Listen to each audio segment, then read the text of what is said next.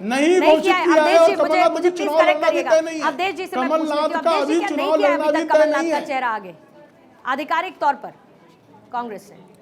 नहीं, देखिए आधिकारिक तौर पर तो अभी कांग्रेस ने कोई घोषणा ही नहीं की है कौन उम्मीदवार होगा, कौन चेहरा होगा, लेकिन ये बात साफ है कि कमलनाथ जी अवधेश जी की आवाज मुझ तक नहीं आ पा रही है, अगर इसको हम करेक्ट करेंगे।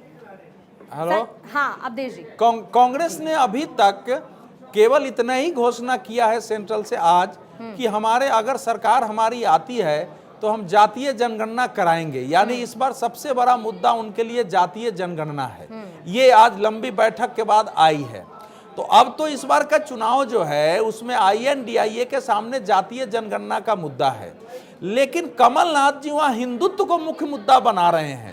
जितने भारतीय जनता पार्टी के नेता वहां घोषणा नहीं करते हैं, उससे ज्यादा हिंदुत्व पर इस समय आगे कमलनाथ जी हैं। वो तो हिंदू राष्ट्र पर भी जब पूछा कि भाई आप तो जिस बाबा के यहाँ जाते हैं वो तो कह रहे हैं कि भारत हिंदू राष्ट्र है, उन्होंने कहा हिंदू राष्ट्र है तो इसको बोलने की क्या जरूरत है, तो हिंदू राष्ट्र की सीमा तक चले गए हैं। तो कांग्रेस को वहां मध्य प्रदेश में या दूसरी जगह इसका उत्तर देना होगा कि हिंदू राष्ट्र में और जातीय जनगणना में क्या दोनों के बीच संतुलन है।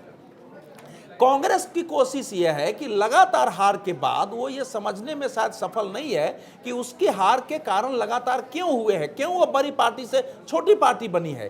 उसको ये लग रहा है कि मंडलवाद के दौर में जिस ढंग से पिछड़ी जातियों की आवाज उठाकर कुछ पार्टियां सामने आ गई है, अगर कांग्रेस उसी नीति पर चलती है तो शायद कांग्रेस उनके स्थान पर आ सकती है। अब देश में इस समय बिल्कुल दो धारा इस कारण से हो गई है इस चुनाव से, जो लोकसभा चुनाव तक जाएगी। एक और वो धारा है जो 1990 के मंडल के दशक में देश को ले जाना चाहते हैं। वो इस बात का उत्तर नहीं दे रहे हैं कि 30-30, 35-35 साल से सामाजिक न्याय के पुरोधाओं का शासन था, तो उन लोगों ने पिछड़ों का उस ढंग से विकास क्यों नहीं किया है, सवाल उठेगा। दूसरी ओर भारतीय जनता पार्टी है जिसने सुप्रीम कोर्ट में यह लिख के दे दिया है कि यह व्यवहारिक नहीं है, इसलिए हम जातीय जनगणना नहीं कराएंगे। हमारा मुद्दा, जैसे नरेंद्र मोदी ने कहा, प्रधानमंत्री ने, कि हमारा मुद्दा तो हम गरीबों के लिए काम कर रहे हैं। हमने जो है महिलाओं को आरक्षण दे दिया है विधानसभा और लोकसभा में। तो एकदम क्लियर दो धाराएं इस बार हो गई है। एक और वो धाराएं हैं जो जातीय भाव को खड़ा करते हैं, दूसरी ओर एक हिंदू राष्ट्रीय राजनीति को बहुत बेहतर तरीके से समझते हैं, आप वरिष्ठ पत्रकार हैं, आप ये प्रैक्टिकली आप समझते हैं, क्योंकि ये देखा है कि कोई भी चुनाव हो, किसी भी राज्य का चुनाव हो, वहां जब पार्टी टिकट बांटती है तो वो इसी आधार पर बांटती है कि किस क्षेत्र में किस जाति का ज्यादा दबदबा है, वहां से उसी कैंडिडेट को उतारा जाए। आपको लगता है कि ये जाति का फैक्टर चुनावों में गायब हो सकता है या कमतर हो सकता है? देखिए, ये दोनों दो चीजें हैं। उम्मीदवारों में जातियों का चयन करना और पूरे देश में जातीय जनगणना कराकर, और उसके वो भी नहीं बता रहे हैं कि जातीय जनगणना, जैसे बिहार में मैं पूछ रहा हूं, बिहार में अगर जाति आधारित गणना हुई तो उस गणना के बाद उसका क्या करना है, किस उद्देश्य से किया गया है, यह भी स्पष्ट नहीं है ना। तो भारतीय जनता पार्टी के हिंदुत्व और राष्ट्रवाद की काट उनको अगर लग रहा है तो ये हतप्रभ करने वाला है। जो आपका सवाल है उसका मैं उत्तर दे रहा हूं।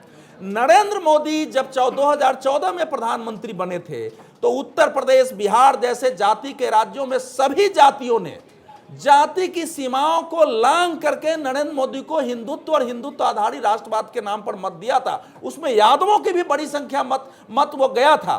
तो इसका मतलब यह है कि देश में जातियां उससे बाहर निकलना चाह रही हैं।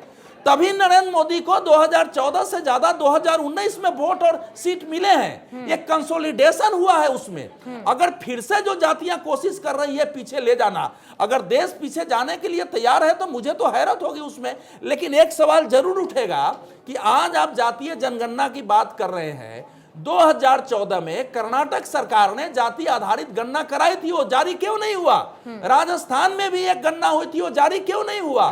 2011 में आपने गणना कराई थी, उसको जारी क्यों नहीं किया है कि आज इसको इशू बनाने जा रहे हैं? अभी देश को तय करना है इस चुनाव में, और ये लोकसभा चुनाव तक रहेगा कि देश क्या मंडलवाद के दौर में वापस जाना चाहता है या वहां से निकलकर जो विकास की दिशा में बढ़ा है, जो राष्ट्रवाद का इस समय संपूर्ण दुनिया में भारत के वैभव की चर्चा हो रही है, प्रभाव बढ़ रहा है, उसको आगे ले जाना है। ये चुनाव में स्पष्ट हो जाएगा। संजीव कौशिक जी, किस तरफ बढ़ते हुए हम नजर आ रहे हैं। जब जातीय जनगणना या सर्वे सामने आया तो यही हुआ कि आप मंडल कमंडलवाद 1990 की राजनीति की तरफ जा रहे हैं। उधर मोदी कहते हैं कि हमें गरीबी खत्म करनी है और हमें उन गरीबों को गरीबी रेखा से बाहर निकाल के विकास के रास्ते पर लेकर आना है ताकि आरक्षण जैसी चीज को हम खत्म कर सकें, उस व्यवस्था को हम खत्म कर सकें।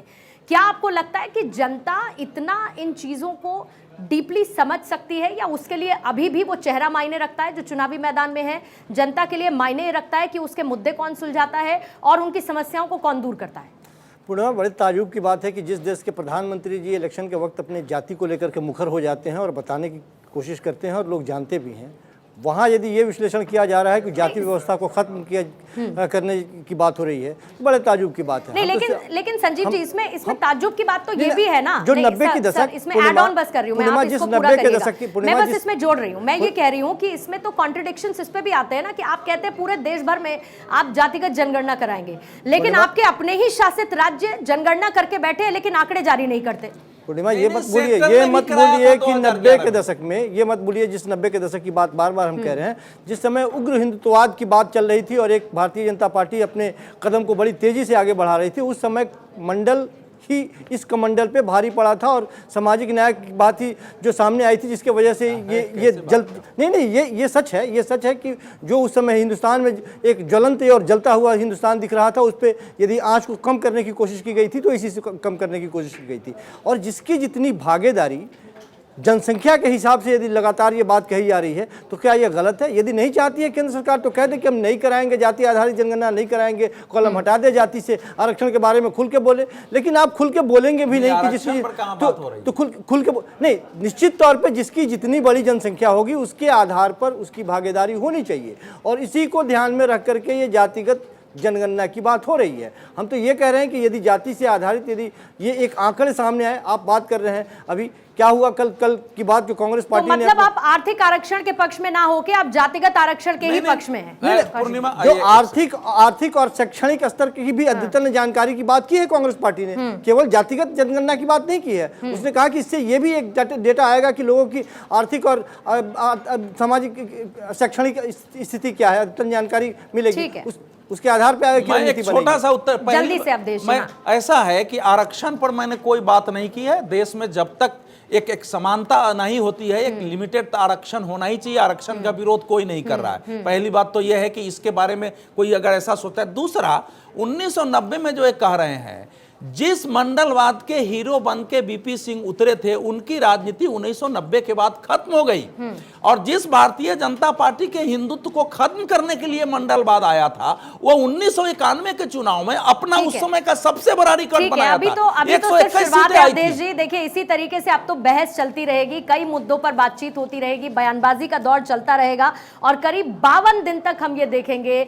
जब ये सियासी सिलसिला यूं ही जारी रहेगा। बहुत बहुत शुक्रिया प्रेम जी आपका जुड़ने के लिए। अवधेश जी आपका भी बहुत बहुत शुक्रिया और साथ ही संजीव कौशिक जी आपका भी बहुत बहुत शुक्रिया दहाड़ का हिस्सा होने के लिए। बहरहाल आज 5 राज्यों में चुनावी तारीखों का ऐलान हो चुका है, पार्टियां तैयार हैं, लिस्ट निकलने का सिलसिला, प्रत्याशियों की घोषणा लगातार जारी है और 3 तारीख को 3 दिसंबर को नतीजे सबके सामने होंगे कि कौन से प्रदेश में किस पार्टी ने बाजी मारी है और कौन खाली हाथ बैठी है। बहुत बहुत शुक्रिया एक बार फिर से आप सभी का।